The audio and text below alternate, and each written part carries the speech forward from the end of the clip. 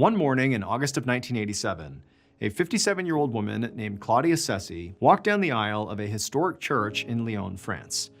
In the back of the church, a musician was playing a very solemn hymn on a pipe organ, and right behind Claudia, 4 of her sons and nephews were carrying her husband's coffin. So Claudia's husband had died suddenly just a few days ago, and she still really couldn't believe he was gone. A part of her kept thinking that like any day now, she was gonna get a call from the morgue telling her there'd been a mistake and her husband had just been asleep this whole time. But as she took her seat in the front row and looked around at all the friends and the family that were gathered there wearing black and dabbing at their eyes with handkerchiefs, she finally began to accept the truth. Eventually, the organ music dies out and the church goes totally quiet, and the priest makes his way up to the pulpit to begin the funeral mass.